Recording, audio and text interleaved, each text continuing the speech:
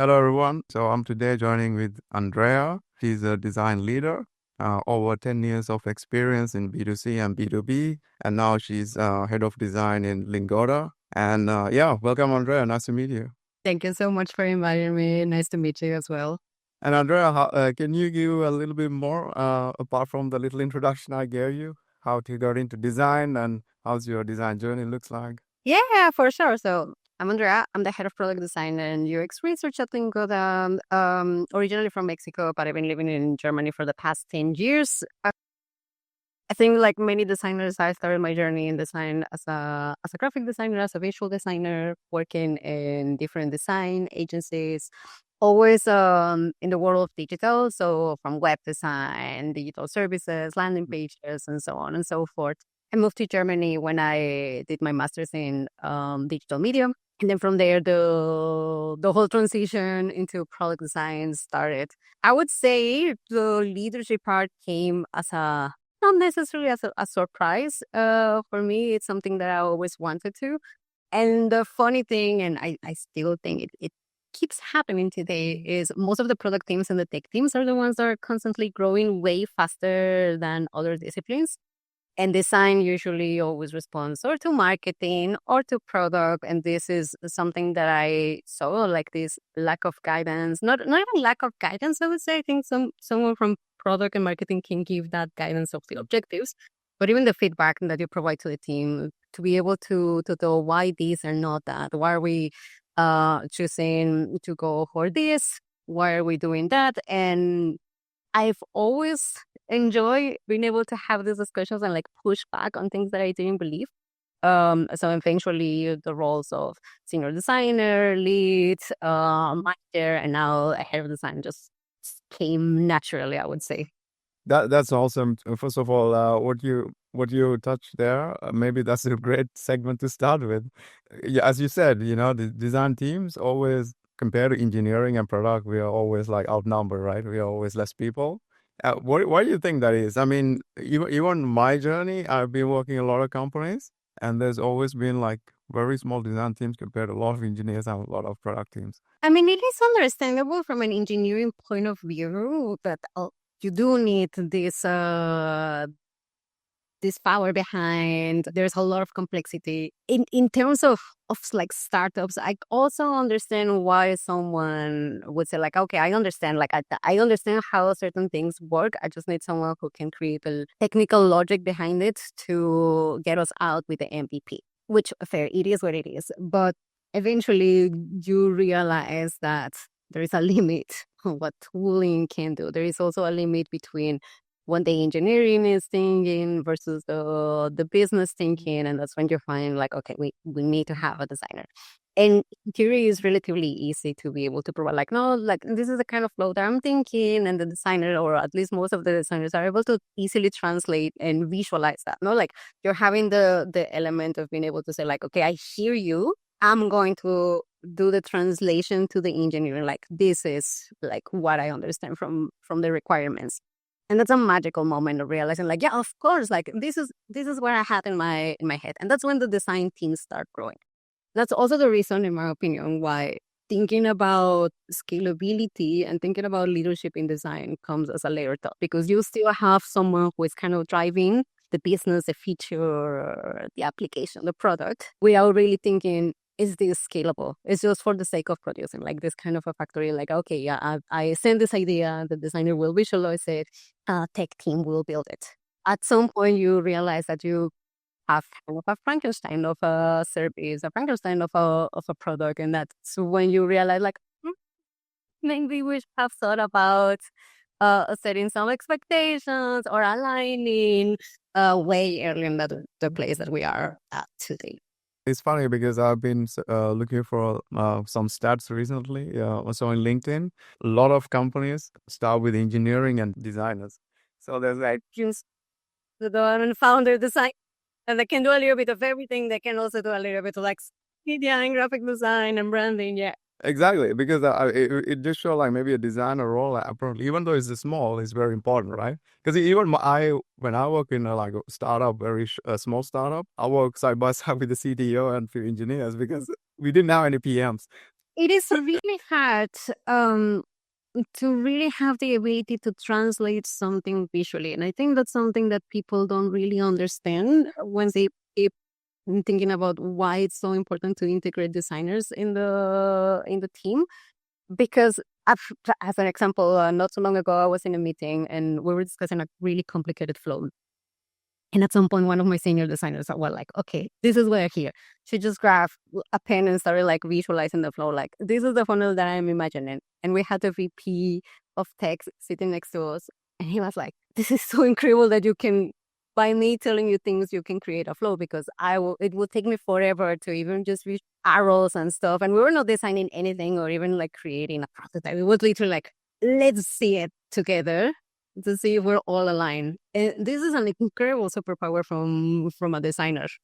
Yeah, that's a really good story.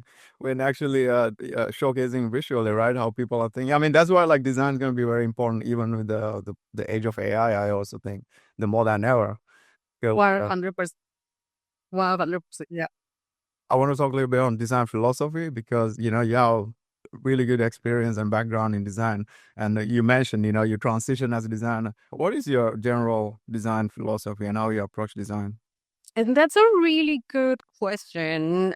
I would say for me, it starts with the craft. It really starts by understanding how elements behave, hierarchy.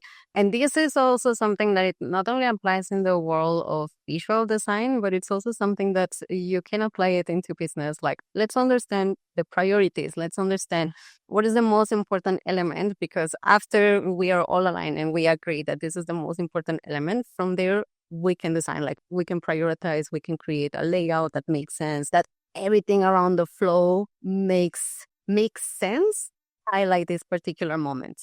So for me, it comes first with a craft. I will say it's a combination of negotiation. Everything can be negotiated. And for me, something that I try to bring to my teams is that you always need to be prepared for all of the case scenarios. You do want to have a best case scenario, but you need to be willing to negotiate, which means you need to understand the constraints from a tech perspective. You need to also understand the business part. Like we cannot forget what the business is trying to accomplish.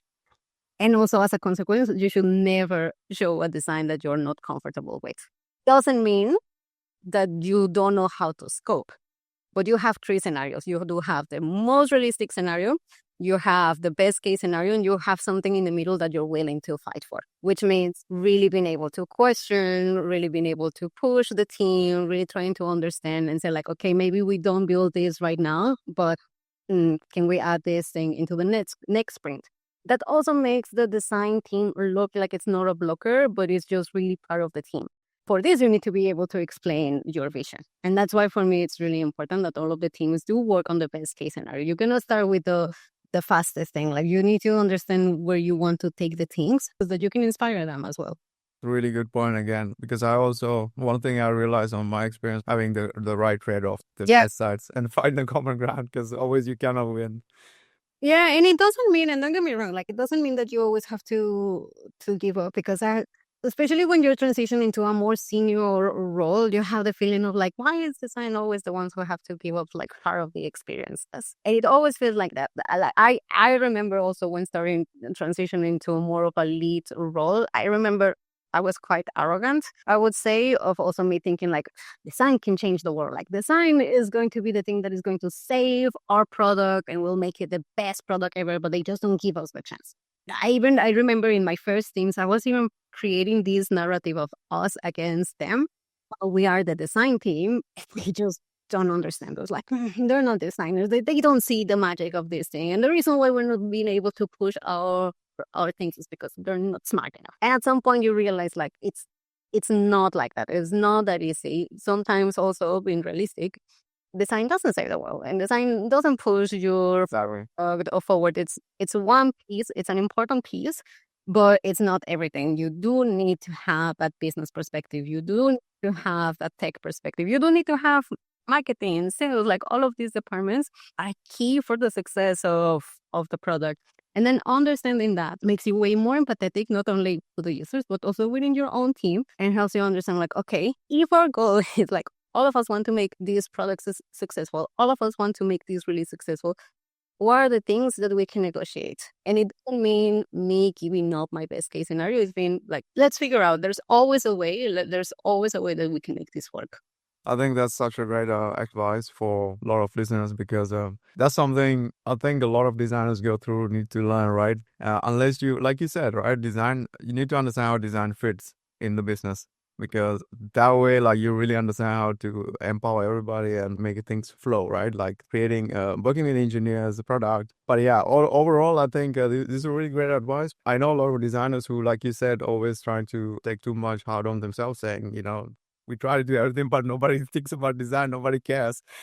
Yeah, but that's the thing. Like, this is a feeling that, depending on who you ask, every single department has. So first of all, we have the ability to be really empathetic. Like, we need to treat our teams exactly as we treat our others, which means we need to be really transparent also with our flows. And we also need to show that we care about the craft of others. Spend time with the tech lead, spend time with your engineering team, and ask questions. Like, be super honest with, like, hey, I don't understand this thing. Like, can you show me?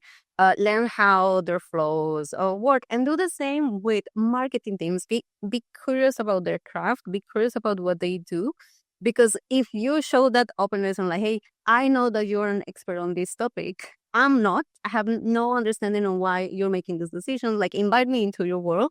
It's going to be easier for them to approach you and say, like, okay, I want to understand what you do and what you do and what you bring things. Like, you are the one opening or like knocking on that door for them to be able to come back to you and say, like, okay, I want to learn from you. Actually, in my experience, I think that's one of the most important things in my success. Also, like working with people, understanding, creating a relationships to more than like just being a design. Definitely. It just I think it's really important to create different relationships, and just like be curious about people. Like, try to learn from them. Sometimes what we designers have the tendency to do is we create a little bit of a barrier of like feeling again like, oh, we see the world in a different way. We are the special ones. We're the chosen ones. And this might be me watching too much series and cartoons. But really, you start creating this narrative like nobody understands us. We're like solitary and we get too much into your craft. Fine, craft again, it's important. It's a starting point. But you need to be able to go around and ask. Be confident that you don't know everything. Be confident of your craft. I think at the end, I think it's good to have a little bit of this ego and feeling like, yes, you hire me because I'm a designer. You hire me because I see things differently and I can create these flows and I can utilize these things. But being comfortable and confident with this expertise doesn't necessarily mean that you have to be arrogant. It means that you are comfortable with what you know. It also means that you probably have no idea what the other departments are doing. Like, what are the metrics that sales is looking at? Why do they behave like this? Why do they manage to convince everybody on something? Like, there's so much that you can learn from the other disciplines that is just going to make your work 100% better. and it's more than ever, I think, with the AI. Also, last episode, we talked about it, like more and more why designers should think more like entrepreneurs, like exactly what you said. You need to understand every department, everything, right? How everything is shipped, how everything is built. That makes it, in my opinion, that makes a really good designer. No, 100%. And look, I'm actually a really big fan of what AI is going to do. I think we're just right now looking at the very first surface of it. And for example, I think it's not only Lingoda, it's a lot of companies that are really pushing the things that like, okay, start integrating like AI into your flows and what are the things that you can do and test this and do that. And we did have a conversation of like, oh, is this thing going to replace research? Is this thing going to replace design? Suddenly we had a really interesting discussion with the CPO and the head of product on let's empower the PMs to build our prototypes. Like, here, like, we will get you the accounts, like, try it out. And there is this sense of like, is this going to hit us back? Like, does this mean that I'm not going to have a budget to hire more designers next year because I'm certainly giving this tool to the PM and they're going to be able to do what my designers are doing? They can't. There is like, it's not that easy. It's not that simple. For you to be able even to write a good prompt, you need to have an understanding of what you're looking for. You need to have that vision. And again, you need to be able to translate those thoughts into something visual. For example, we were hiring the head of product, and part also of the exercises that we're doing is we're asking them like, hey, this is the task. Use AI. We didn't say what kind of AI. We would love to see you try use a little bit of AI. We've seen some crazy solutions, and of course, the impact that something like Lovable can do in a presentation is impressive. Like, flick, have a landing page, and it works, and you can click. And again, you're telling the story through a really powerful visual. But after 3 interviews, pretty much every single candidate were delivering exactly the same prototype. I was just laughing. I was like, we saw this. Like, do we agree that this is exactly the same prototype as the candidate before, and pretty similar as the other candidates?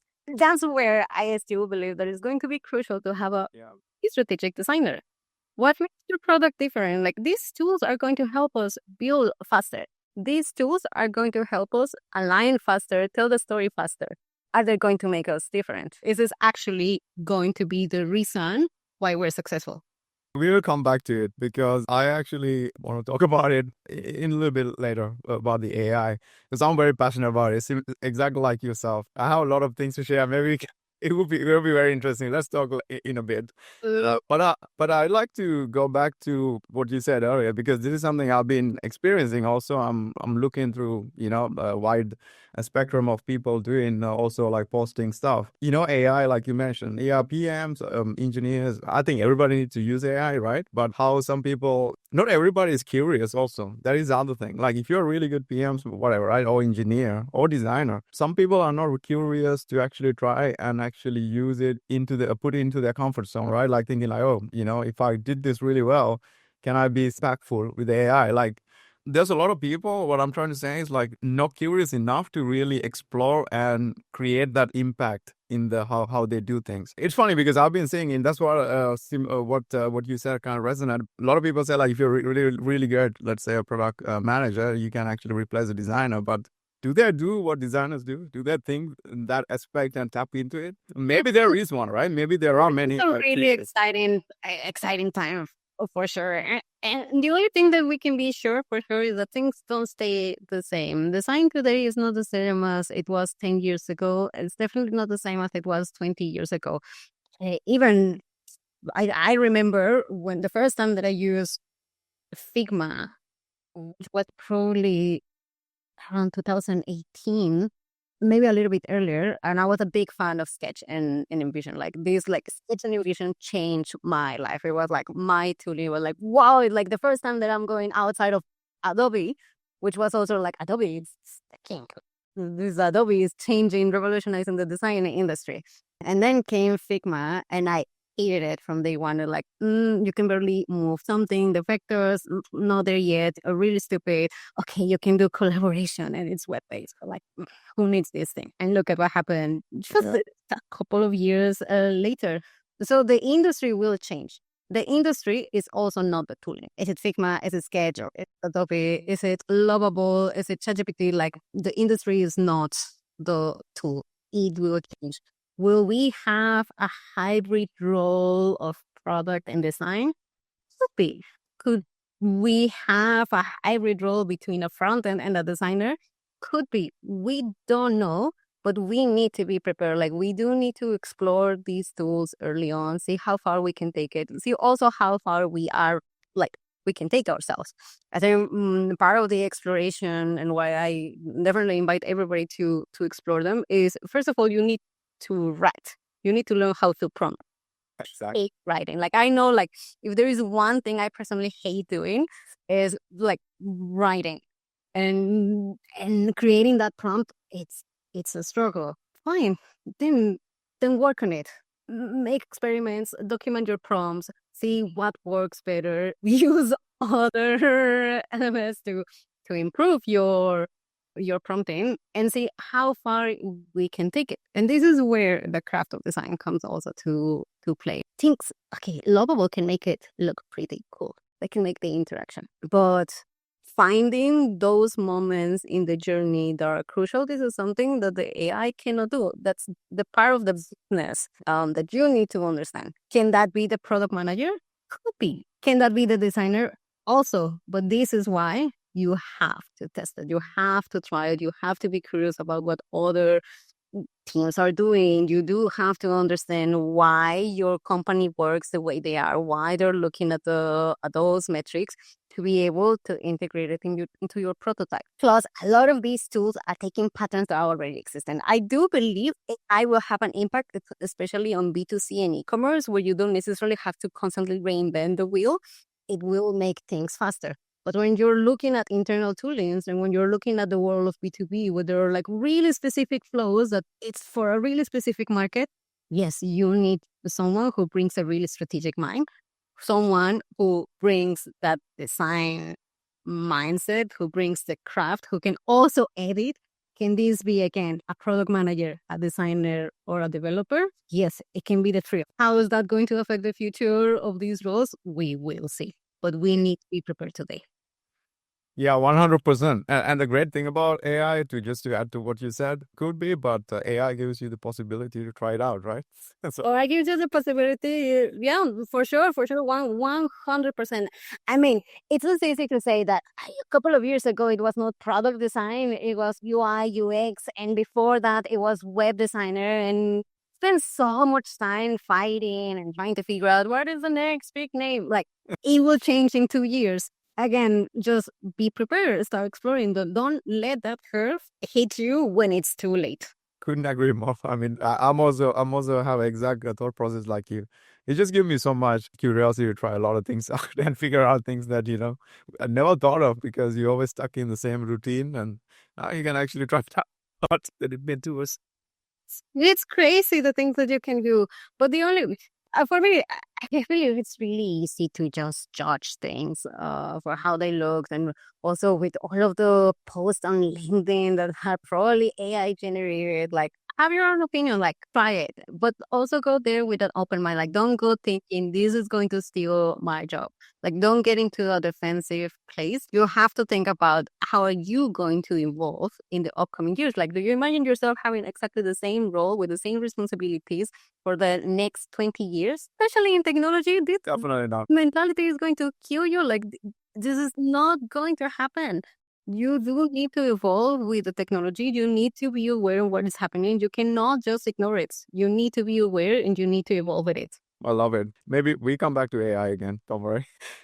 What makes a great design leader and how people are thinking of going into the design leadership or waiting for, I don't know, promotion or thinking about management, IC, whatever, the skills they need. And one thing you mentioned is change, right? How you adapt the change and how you look into the future and how you adapt into what industry going with. I would say even above change is emotional intelligence. And this is also something that is not discussed when you're about to jump into a lead manager position. Because I've seen a lot of people, like coaches, and like, I can help you into your first days as a manager. And nobody told you these things, like 100%. Nobody tells you a lot. And then people do talk a lot about suddenly you stop being the designer, you're no longer doing the craft. It's your team. But one thing that I don't see that it's being discussed, it's also all of not only the admin work that you have to do, but the fact that you're dealing with people. People have good days, people have bad days, and you have to deal with this without forgetting that you're also a human and you also have good days and bad days. And this will affect also the day-to-day of your team. You need to be prepared that you're going to have really complicated conversations. You're going to be giving not only feedback. I think like the part of learning how to give feedback, especially as a designer, will come naturally. Those are one of the things that you see yourself when you're starting in your role and when you're a senior, like, how do you mentor and how I love mentoring, but this is one part of the job. At some point, you're talking about performance reviews. How do you tell someone that it's not up to the level? What is up to the level? Like, what does it mean? Like, what are the expectations? Were you clear about the expectations? How do you fire someone? Like, how do you go into a conversation and tell someone that you're going to get fired? How do you deal with the politics of the business? How do you deal with a massive layoff where you didn't make the decision, you didn't want to fire people, but you were ask to fire, and you're still going to be the face and the villain of the story of that person. This can hit you really, really hard if you're not prepared. Within your team, you can have someone who is whose family is in a place where there is a war. You can have people whose parents are dying. Like there is so much emotion in a team, and you as a lead need to be able to deal with it. You're not responsible, but you need to be able to deal with it. And if you don't know, it's going to hit you really, really hard. I mean, you just mentioned so many actually. But if it's a new manager or somebody thinking about it, like how do you actually build emotional intelligence? You know, dealing with giving feedback, all these areas. What would be? What would your advice would be? I think there are several things, especially when you are in a senior role. You first need to understand what is the thing that you like about giving feedback, about mentoring, and if this part of the job is something that you want to continue, but from an expertise point of view, so from an IC, like you are the expert, and that's why you are the one giving and making the big decisions on certain features. Are you ready to also deal with the management part? So, as an example, one of the reasons why I personally was driven by the whole management thing was I do want to make things better for my team. I never had that particular manager where I felt like was really understandable of the needs of a designer. Even stupid discussions that let's get budget for this, let's get budget for tooling, let's create this particular process. So you start seeing a little bit of a difference between like I'm still in the world of the craft, making hard decisions, making complicated negotiations with the tech lead, but I'm still staying in the world of product versus I'm looking at processes. I want to make these things better.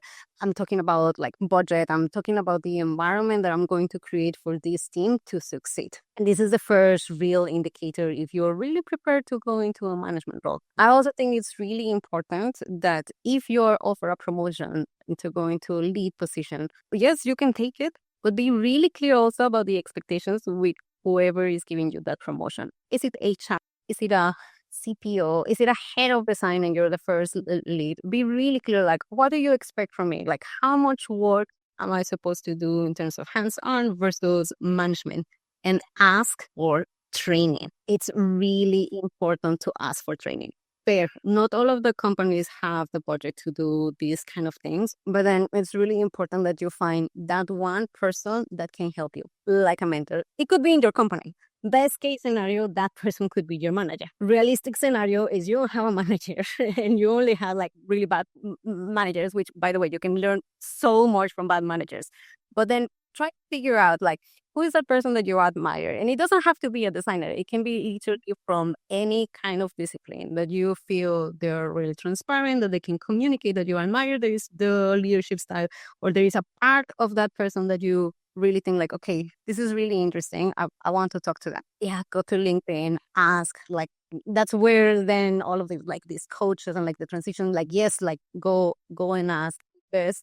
Or even one of the things I actually really enjoyed in one of the companies was that they made a group for all of the people who were people managers, and once a quarter we were doing kind of like a meetup where we were just discussing. And we weren't saying necessarily, I mean, we knew each other because we're working in the same company, but we were trying to talk to other managers from completely different departments. So I was no longer talking to the head of product or to an engineer lead. I was talking to someone from procurement, for example, because the people's problems are really, really similar. That's like above all of the craft of the specifics of the role. And then just having someone to like, hey, I'm having this particular problem, or like this person is not performing, but I don't know how to tell them. And Yeah. having someone who understands can really help you put your thoughts in order. So go find a mentor, go and find like a partner in crime that understands that. Ask for help, do development, ask for that budget, and have really clear expectations of the role. That's one of the reasons I actually wanted to also start the podcast, so I can actually put a lot of content out there. People actually struggling because like the things that you mentioned or answering these questions is pretty hard actually as a designer. It's not very easy. I find it. It's definitely not easy. And I think another reality is that it's also okay to try it, to take the lead role, to take the management role, and then being able to say, nope, this is not for me. Like 100%, you can do that. I do tell everybody if they have like this answer, like, oh, I would like to be like the team lead. First, you really have to think about it. Like, what is it? Why do you want to be a lead? Yeah. Is it the money? Because completely fair. Big part of it, usually with the management role, does come extra money. Perfect. Okay, fine. It is the money. What else? Because the money, you can find it moving horizontally, moving to an IC track, moving from this company to another company. Like there are many ways to achieve the money, but it's a realistic, fair thing to say. Is it the feedback? What kind of feedback? Is it like you need to ask yourself all of these questions so that you also understand, like, okay, fair, I don't know how to deal with like firing someone. Fair, nobody's going to be able to prepare at that moment, but cool, then you now know how to deal with these complex conversations. So look for a book. Now you know what to ask to another colleague, to another manager, to give you an advice. Okay, like what happens in the really realistic scenario where there is a layoff? Because we've all been living that scenario. So there is a big chance that you're going to need to fire people. Are you ready to do that? And the answer should be no. Nobody is ready. Even when you have done it thousands of times, it's a horrible thing to go through. Sometimes necessary, sometimes it is your decision as a manager. Sometimes it is not your decision as a manager. Can you deal with that? Like, do you have the tools, the support to be able to deal with the decision that is been made? But I would love to actually follow up with that, what you said. And also for people listening, how did you also get into, let's say, the head of design right now in Lingoda? How did you start like putting this puzzle together, okay, understanding like a design leadership? So, as I was saying earlier, I think for me, I was always the really loud designer in the team. So you're like, this doesn't make any sense for design. And well, of course, we can build this thing really fast if only we have more designers. And I remember in one of my first roles in Germany, I was working as a marketing designer. So we had only one product designer. I was in the marketing team, and we had one more designer in the marketing team, and it was like still like fighting everybody. But it was too much work eventually. So we were also taking over building the landing pages, building the CRM journeys, but it got too complex too fast. We were working suddenly in B2C, we were working in B2B, we were working internal tooling. And happened that at that point, the head of product design went into maternity leave. And I was suddenly reporting directly to the CPO, who was also one of the founders. And he was this incredible person, full of a completely different way of seeing the things. And I was at the beginning like, I'm going to be reporting to the CPO, but that's also the magic of the startups, no? Like, Yeah.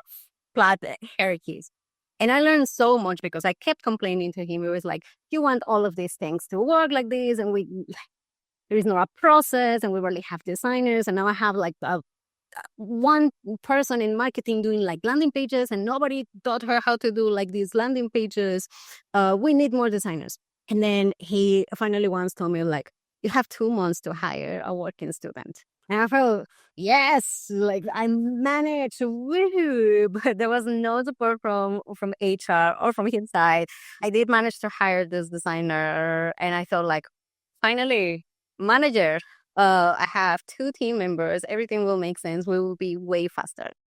Completely failed.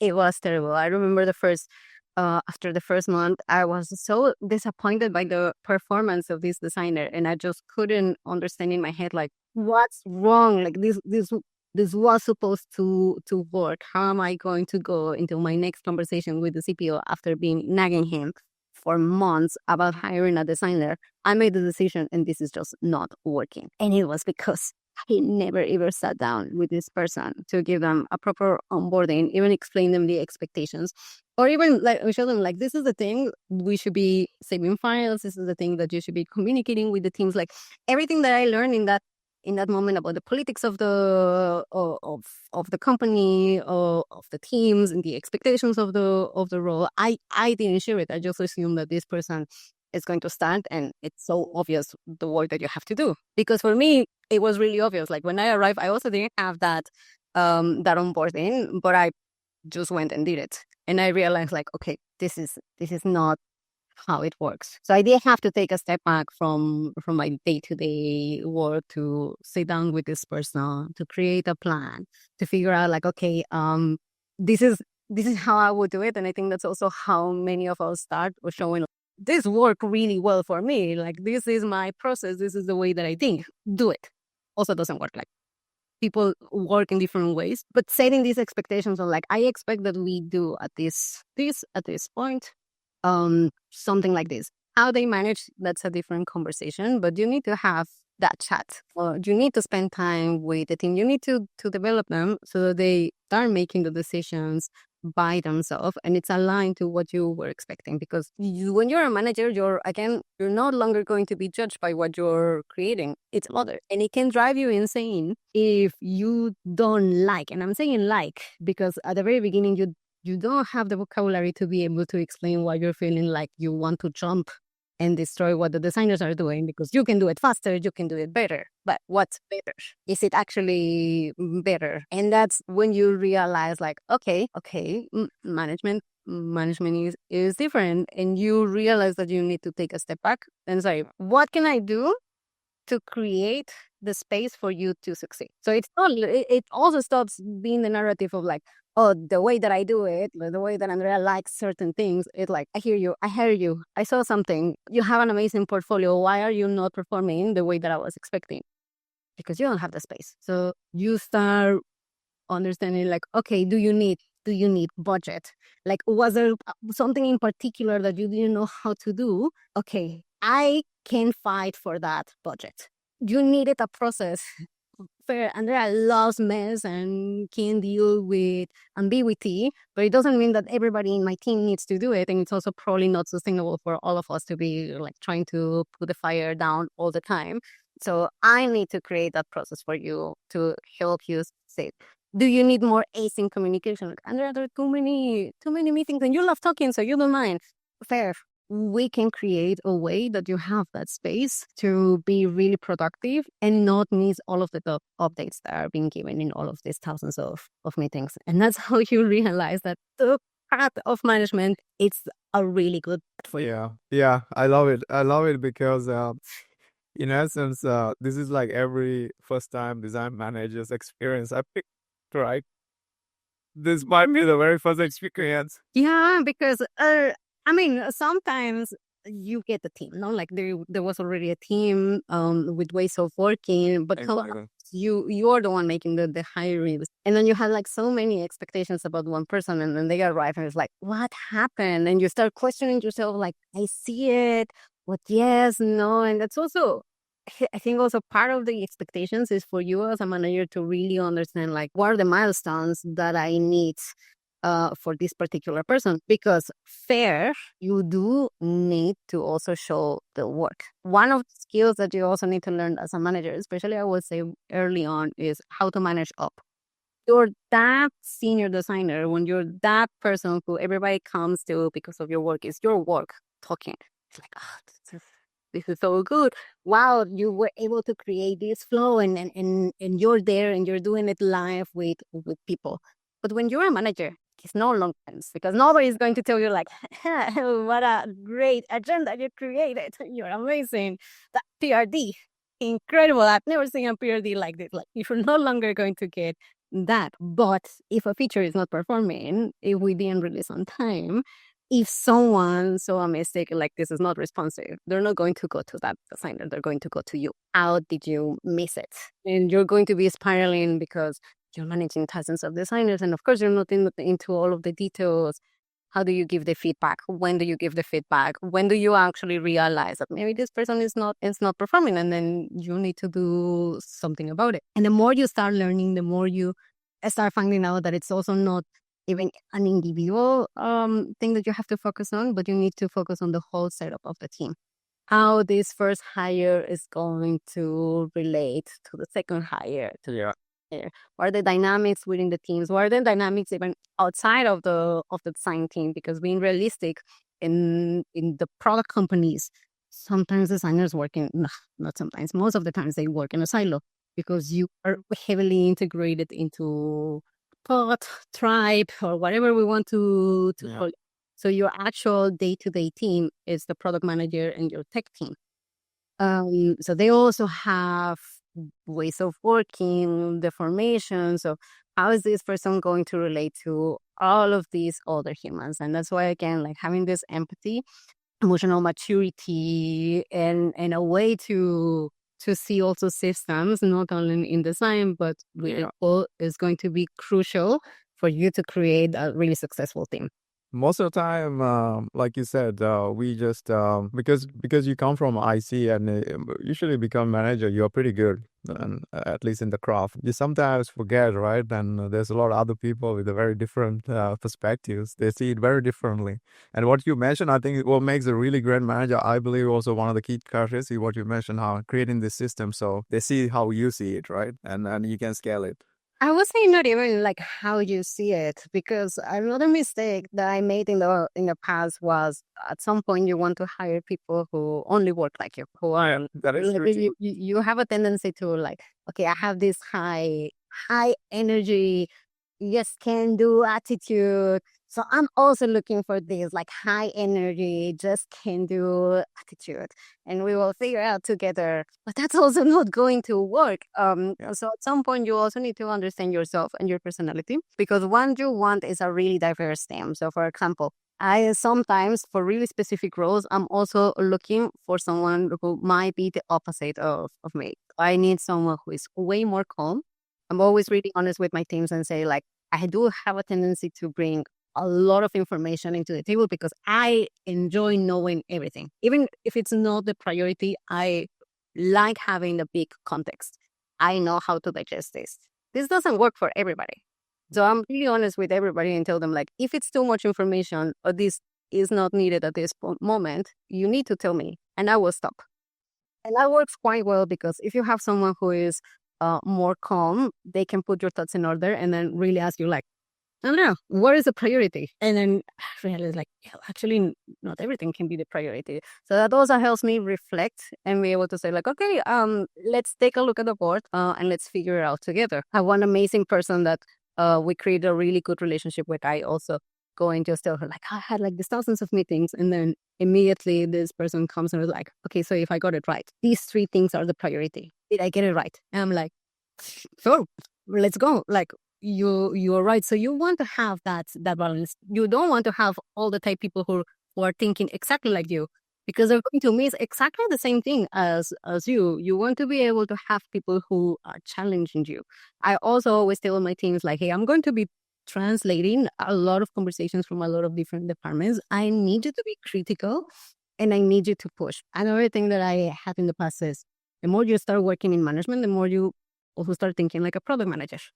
So eventually we all have this crisis of, like, should I move to product, hair product? Maybe I have even more influence. And you start looking at all the numbers and the business part.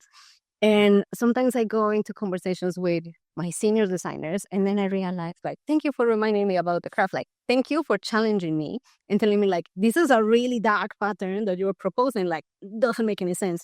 So I need people who are not only saying yes to everything. I need someone who is able to also bring me back and say, like, no, like, we don't agree. I want to have that conversation. I want to have that challenge with my design team. I want to make sure that my team also knows that they don't have to work the way that I do, and they don't have to agree with me. Actually, it's even better if they don't agree with me, because we will make sure that we are looking at a problem from many different angles. Totally agree with you. I mean, creating a team like that, like it actually take a lot of thought process, right? Like, how do you look bigger picture when you want to build a team like that? Yeah, that's a really, really good question. And the reality that it's really hard to know. They don't necessarily always have the right answers, but I try to approach it the same way as I try to work with a vision for a product. No, you're trying to imagine this best case scenario, the scalable scenario, and then you from there start to scope it down. Which also means that you need to understand how the company is growing, understanding the priority shifts that the company is having, the growth from product, the growth from tech to, again, like going back to what I was saying at the beginning, like you need to be able to negotiate, and then you start creating like these different like setups. So I'm like, okay, for us to achieve this, the thing that I envision is having this amount of designers are going to be working like this. Is it going to be a centralized team? Yes, no, maybe. What are the pros and cons of having a centralized team? Is it going to be a distributed team, which means we empower the product teams? They're really autonomous. These are the pros and the cons, because there are also pros and cons from all of these processes. Are we expecting designers to do the research work? Do we have UX research? Do we want to have UX research? Yes, no, maybe. Do we have an expert, like a matter expert person in the team? So as an example, at Lingoda, we have the education people who understand how people learn. This is something that That's really good. a non-designer necessarily knows or is an expert on. But when I was working at Marley Spoon, we had someone who was an expert on nutrition, how to create recipes. And again, this is something that a designer doesn't necessarily have to be an expert. Probably you will get to understand it, but need someone who is an expert. So when you try to visualize all of these components, then you can make the decisions. Okay, the level of seniority, the level of expertise, the level of craft. Do you look for someone a little bit more strategic, so the UI doesn't necessarily have to be there because of X, Y, or whatever? Or are you looking at someone who is really technical, so it's going to be heavy with the tech team? Do you have a PM? Yes, no, maybe. What is the seniority of the PM? Do you want to have everybody at a super senior level, which might cause conflict? Because if you have a really senior PM who is constantly trying to build things in AI, and then you also have a really senior designer who is a little bit more conservative on tooling, this is the recipe for failure. They're going to crash. Like their point of view is going to be like completely like opposite. So you, again, like look for a different setup. And similar to what I was saying before, the only thing that you can be sure for sure is that everything will change. No, people will leave. You might be hiring, and then at some point someone leaves, and then you need to rethink the whole setup. But always try to understand the context. Again, similar to a product, prepare 3 different scenarios and be able to negotiate. Oh, love it, Andrea. I think we can talk about this for hours, I think. This is super important topic also for me, and yeah, we can talk about forever. But I think we should move on to the AI topic because I really want to talk about it, especially since we already talked a little bit about it before. And how do you see, first of all, like it's so much happening so fast, right? It's almost like everything happening at once. I feel like It's so scary. So fast. Wake as I'm thinking about. exactly, and sometimes I find it my biggest struggle right now. Like, which one should I read or which one should I learn? Because there's so much and so many perspectives. Like, don't do that or do that or don't do this or don't do that, and it becomes crazy. And I can imagine, like, especially like maybe not super senior designers right now is pretty different experience. How how we were right when we were like becoming a designer. Like, how do you see like design is heading in your perspective, and like what advice would you give like also designers, like becoming a designer these days is going to be very different.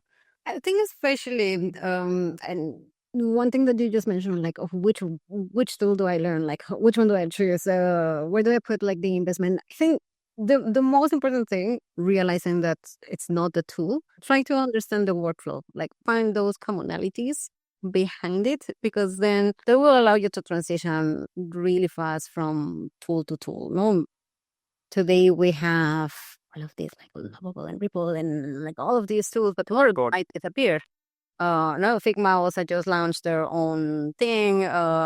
Maybe it works, maybe it doesn't. There's even like a prototyping tool within Miro. Like there's so many of these things coming up. But before you're going to like, oh, am I going to become the expert in Cursor?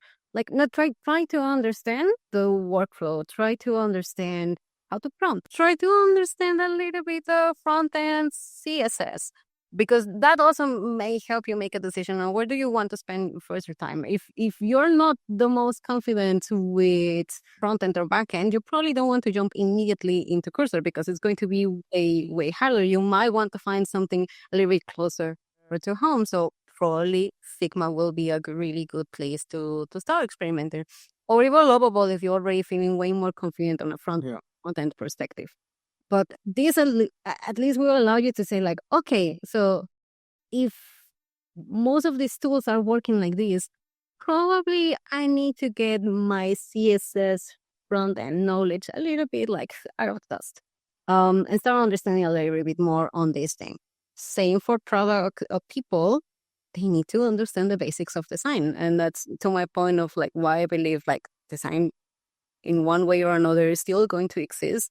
Is you still need to be able not only to prompt but to understand it and know like why is this thing not just there yet, like why can't I just push this thing that I created and just release it, which again for a lot of things you 100% can, but there is this sense of perception that a lot of people can also call like taste, and you can also learn taste. And you can also understand why hierarchy works, why composition works. And you might not be able to explain why, but a good designer understands why, understands the grid, understands why the elements behave, why certain element when you're resizing the screen should transform or should stay the same. And this comes from studying the craft. I call it tech, call it design, call it business. There's also craft in business. You need to understand these, and that will help you to make a choice of your tool. Right now, there's so many tools, like so many vibe coding happening, so many things, and But you know which one is going to survive. Like tomorrow, they can all die. yeah, and the taste is becoming a huge buzzword these days, right? Like everything is like taste or whatever. But correct me if I'm wrong or like how you see it. I also mentor, and one of all my mentees, what I try to tell them, like push something out there. It's so easy to create a product now. Just do something because that you can learn the product so easily, like the things that maybe as a designer back like a few years ago or 10 years ago, whatever, that you didn't think about, right? But now you can do it. You can just put a product, like you can figure out the product market fit. You can explore it. You can figure out do the research, right? Like figure out if there's something out there and create something and, put it out there. But that's the craft.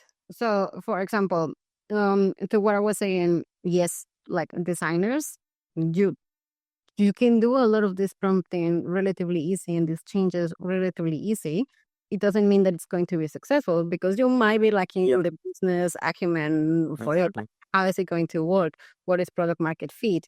Are you ready to ask for money? Yes or no? And a really good way of learning is pushing it out to the world and learning and asking. For a product manager, it might be the opposite, no?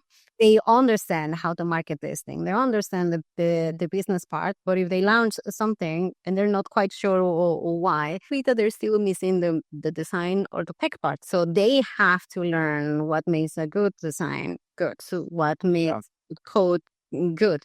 It doesn't mean that you cannot launch it, but you need to learn that part. And these tools are going to empower a lot of people to be able to do that. So I do expect having this more of hybrid roles. Fair to say, and we're seeing it also in the industry, this discussion if designers are going to replace PMs or PMs are going to replace designers. We always have, always, all the time. Same with research. The reality is that it's extremely hard to be able to focus on the business part and the design part and the technical part and the research part. And like, it's too many roles. So there's always going to be a distribution. Is it going to be called design and product? We don't know. One of the best advices that I got also early on in my career is like, yeah, there is a title, but go beyond, like explore other disciplines because your title will change. One day you are a manager and the next day you are not. One day you're a product designer and the next day product designer still means industrial designer. Oh, you're an AI designer, or now you're again UX. Like, the title is the least important thing. You want to go beyond that. You want to learn the whole ecosystem. And also with the one more thing to add to it, I guess, people who think this is my role and I'm just gonna do what my role tells me to do, is not gonna exist anymore. soon. No, it's not going to. You just read to read. I really believe honestly, like you need to reinvent your role now, because right now you can becoming whatever you want to be, and not get the the constraint of like, ah, you're a designer, don't think about that, or you're an engineer, don't think about creative stuff. You can go beyond now. You just need to be a really great product person and like go beyond One the traditional. 100%. And it's also okay to be an expert on one particular thing. Again, talking about like that confidence on your craft is really important, because at some point you're going to realize, okay, this is as far as I can take it by Yeah. myself. Like I no longer have the tech knowledge to continue this thing. Or, which is totally fine, I don't want to do it.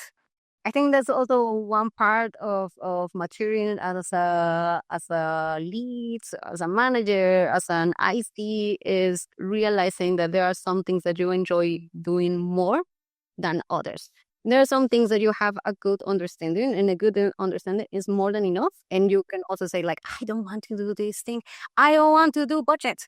I don't want to think about in which months we're going to reach profitability. Cool. Then find a partner in crime, because you will need, like, Yeah. you will need to figure out if you want to be an entrepreneur, if you want to go into management, into this, and if you realize, like, I don't want to do it. Good. That's maturity. That being able to say, like, I don't. What can we do about it? You have a partner. Can you get it? Like, what is it? What is the level of understanding that you need to be able to have that conversation, to be able to hire the team, to be able to create a team, to create a company, and from there you go. It might be that you're really good at everything, and the complexity of your product is good enough that you can handle all of these things by yourself. Super cool. Best case scenario.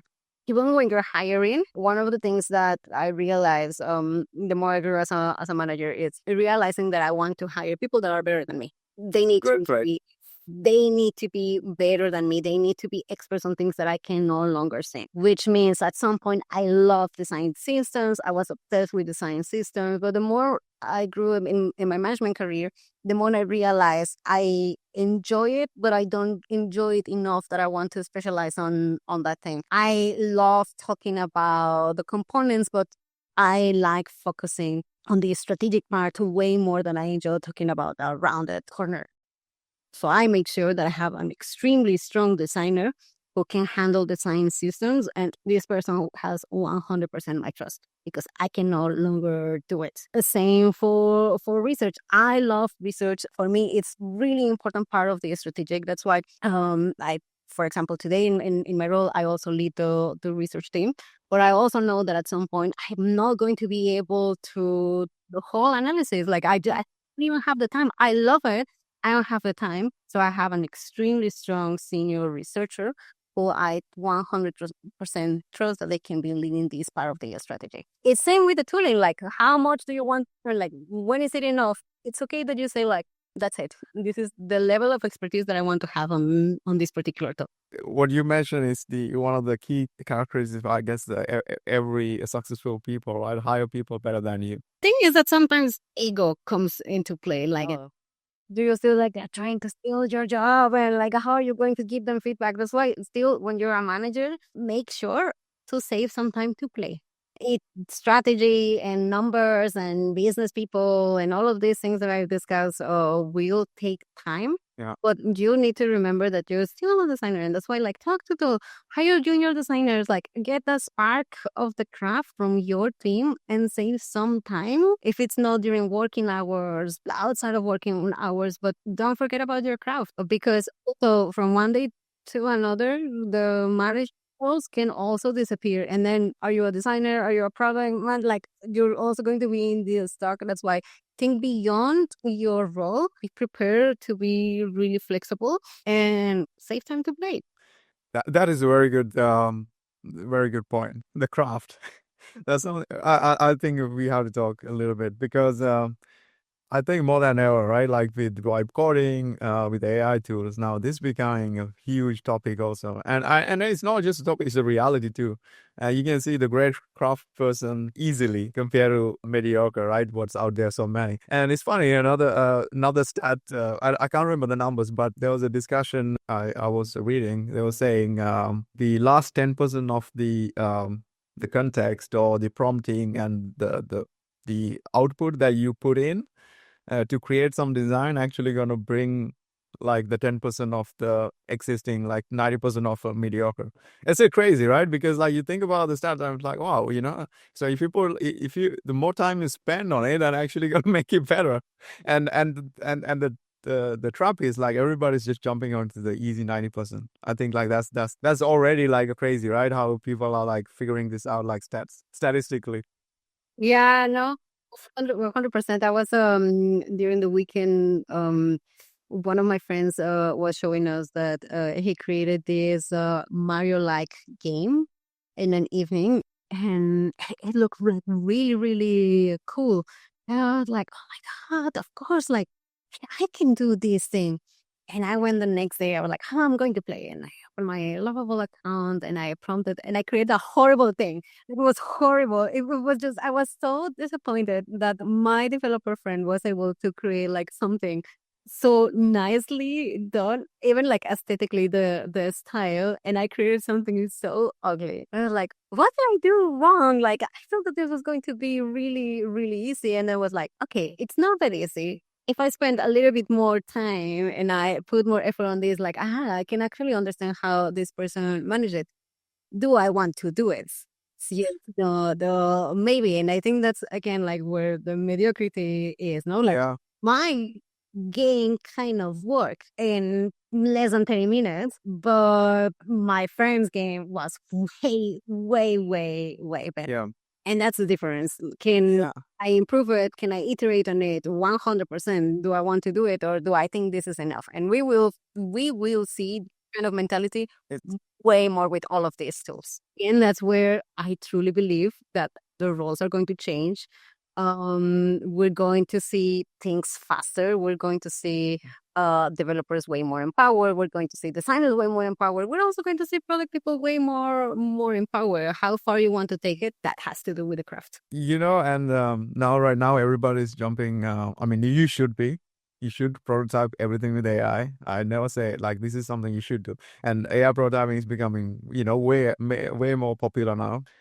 So you can already see like couple of months or I don't know, a few months already. You can see the shift of like how prototyping also becoming like specializing. Like people put a lot more effort onto it, and you can see like evolution of prototyping. So in the beginning, it was just basic, rudimentary, and now it's going so crazy advanced. I will still encourage more junior designers or people just starting out there that try to do flows by hand. Study the craft.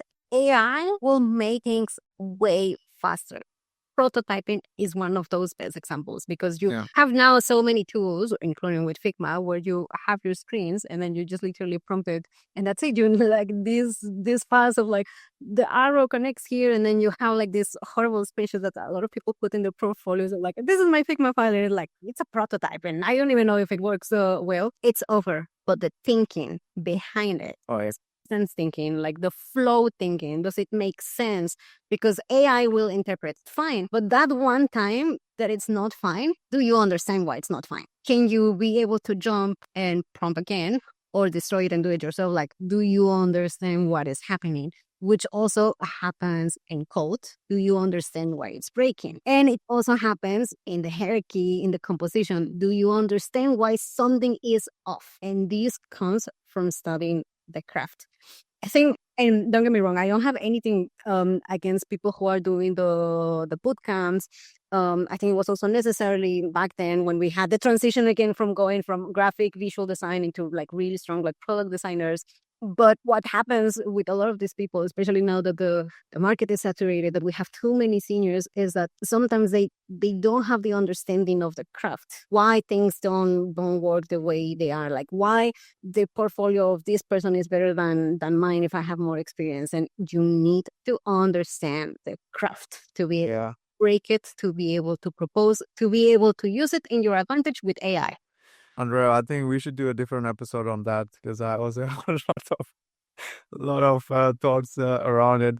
Yeah, that's a shame. I mean, that's why the market's saturated, like you said. It's crazy, and the people have realistic expectations. Tech teams have realistic expectations. What designers are. Sometimes you wonder, like, do you even know what design means? Totally. It's crazy. Well, 100%. And that also happens with no, with UX researchers, oh yeah, or people, again, like if you went through a boot camp, sometimes they tell you that this best case scenario, that design will solve everything. A good design will make a good product, and this is not the reality. So you have also people arriving with these high expectations, and then they're asking them like, oh, focus on just the components, because from company to company, the needs and the role of design will be different. It's not one thing that fits all. And you have so many people discouraged, they cannot make the change. And for me, it all comes back to the craft. Do you understand it? And can you make that shift? If yeah, this is no longer important, if AI replaced this part of the thousands of hours that you spend working on a prototype or learning how to use Figma, can you easily use those skills and apply it into a new tool? Because yeah. the tool is not your role. The tool will change. Figma can now be a public company. Tomorrow it might die, and it might be replaced by something that doesn't even exist. And are you ready? Or are you still obsessed with Figma? You're preaching. I mean, it can happen to Dreamweaver. I remember I was at school, and the first class that I got about web development, we were using the Dreamweaver, and I was like, so it's so cool. Next year, discontinue. Like, let's say, like something shaped, and you learn the flow. Yes, you learn a particular tool, but all of these tools work with a similar thinking. So learn the flow, learn the craft, and then the tooling will come as a consequence. It's same for me with Flash. Yeah, I love I Flash. actually liked it a lot too. I was a big fan of Flash, really cool animations. Yes. It was so good. And now there's so many tools that can do really quickly, like the animations. Want to do After Effects? Do you want to drive Lottie? Like there's so many ways to solve it. And that's good. Options are good. But Yeah. you're defined by your tooling. Exactly. Actually, more than ever, I think the core design value, like what you bring as a designer, principles and product sense. I think those two things gonna define like the best from the mediocre now. Because here, product sense is the same thing. A lot of people, it's very hard to find really people with a great product sense. You know how they think through and they're figuring out a whole big puzzle. Yeah, and Same we as shouldn't also underestimate the value of good aesthetics. And again, this is where designers, you have a huge advantage over a lot of people. I've seen so many presentations that are just not encouraging. Or how many times you go into a talk and there are like typos, or it's so obvious that someone used AI to create an image of like someone with like long fingers, and then still think like I'm going to use this picture and put it in my huge presentation to the whole C level, and then you're like, why?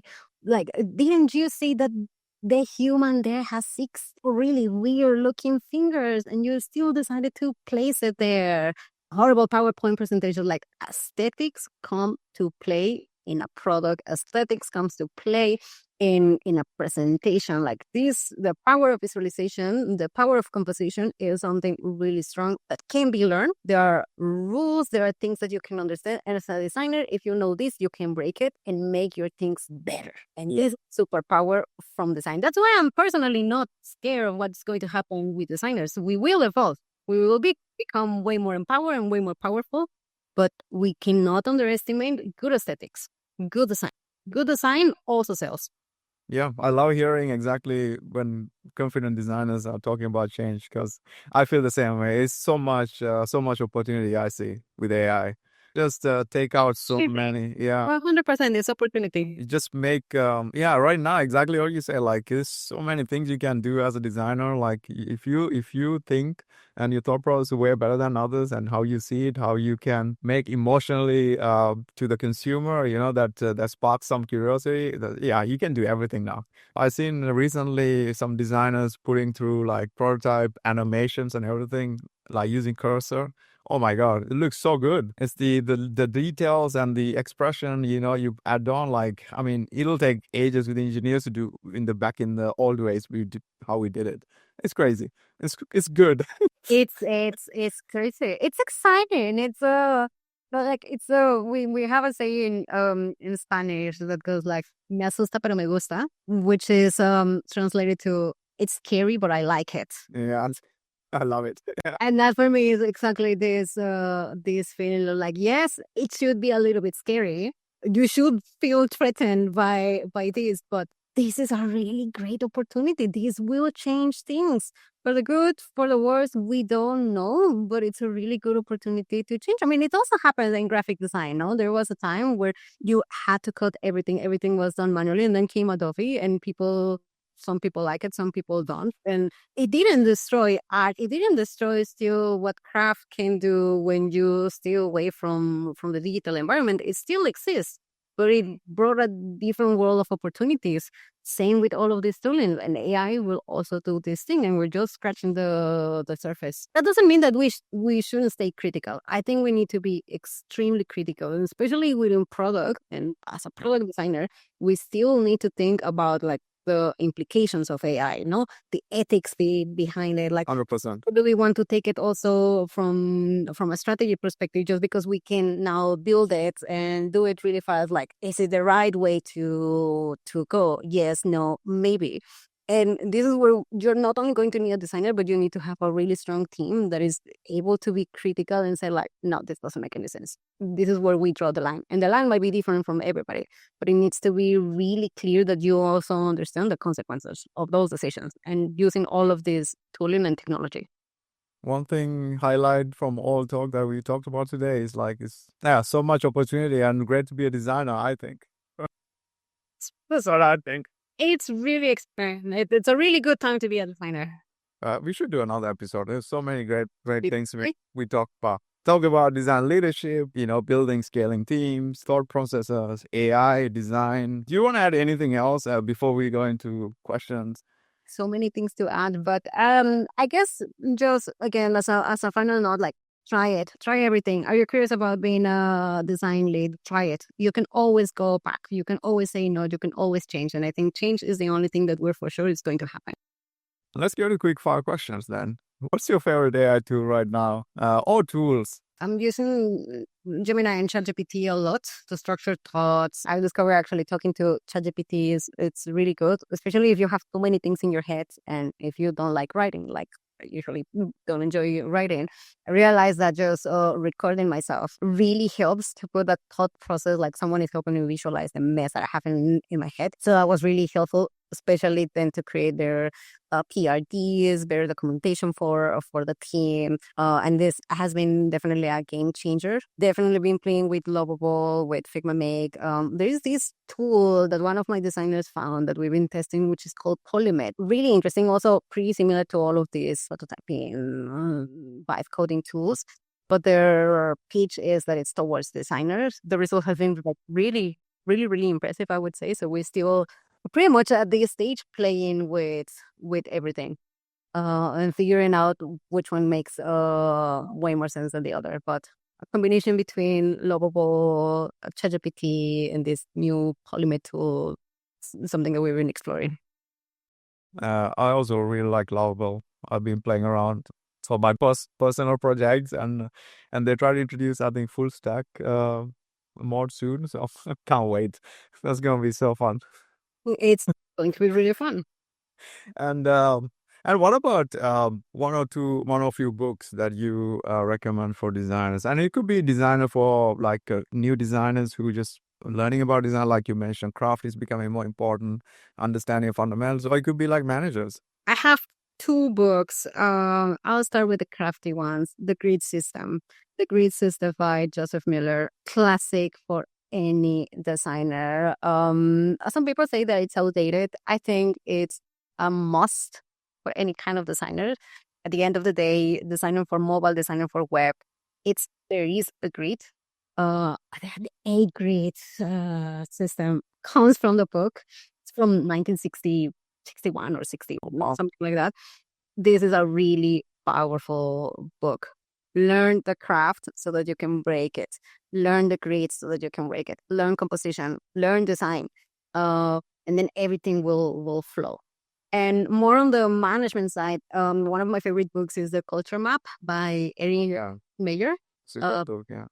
Incredible book. You realize that a lot of things that we think that it's personality, like, oh, I just don't relate to this person, it's because of the personality, has actually way more to do with the cultural background that you have. And I think in cities like Berlin, especially in tech, in the startup industry, where you have so many people from so many different cultures, understanding the cultural background of people really helps you to empathize a little bit more and have better communications.